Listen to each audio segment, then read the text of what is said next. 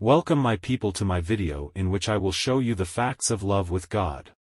The more unstable a person is, insecure in himself and suffering from a lack of love, the more he will tend to be the object of someone else's love. Instead of coming out of herself and loving others, she will have a strong need to be loved, to have everything revolve around her, to always be in the center of attention and love of other people. In order for a person to be able to love God and others correctly, he must first sincerely love himself. According to Jesus' teaching, self-love is the measure of how to love others.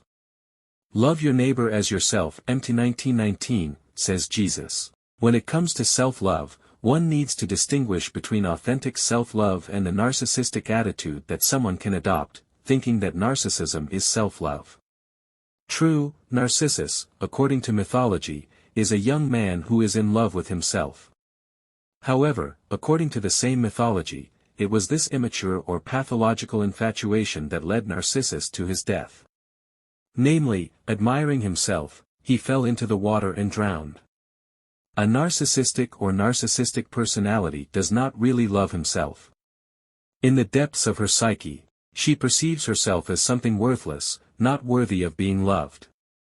Because he cannot bear the anxiety that arises from such thinking about himself, the narcissistic person covers his impotence and bad self-image, his impotence, with a megalomaniac cloak of infantile omnipotence created in his imagination and then falls in love with that armor or mask with which he conceals your impotence.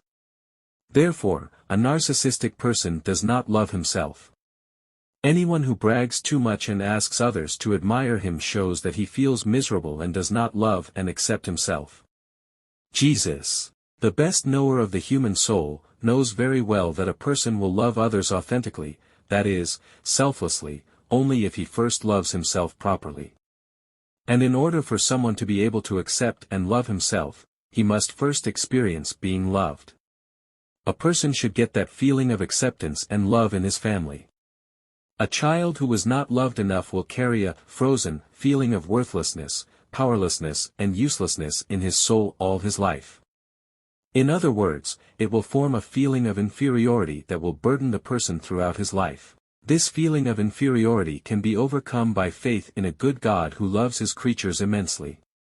Whoever accepts in faith that he is a creature of God will very easily take the second step, namely, he will believe in the goodness and love of God. Whoever believes that God himself loves him will love himself and others without any problems. Depression is a serious illness in which a person does not accept and love himself, but blames himself and subconsciously hates himself. Trust in God and His love is the best medicine against depression. Love is stronger than aspirin and all other medicines.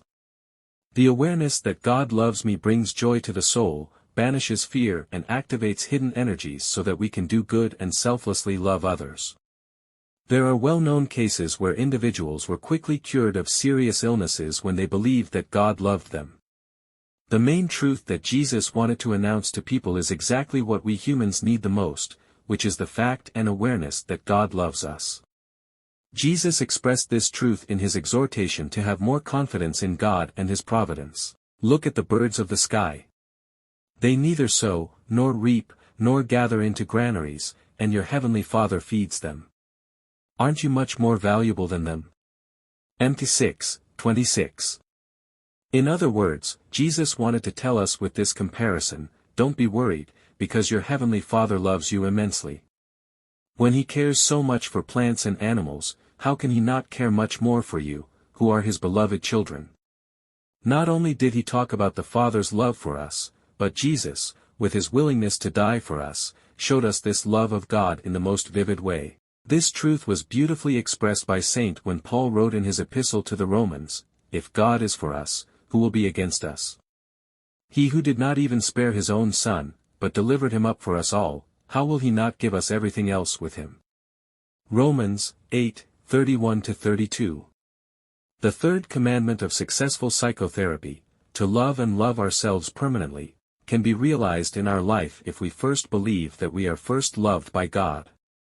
Man was created out of God's love. We exist only because God loves us and He wanted to have us. Prophet Jeremiah beautifully says, "Before I formed you in my mother's womb, I knew you." I exist because God loves me.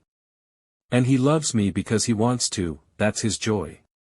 Everything that God does, He does from His conviction that it is the best and that it is the best. God is absolute wisdom and therefore nothing can be wiser or better than what God Himself does. The God we Christians believe in is love itself. God is love and whoever stays in love stays in God and God stays in him. Love is the greatest and because we were ultimately created only for love and that love will be our only duty throughout eternity.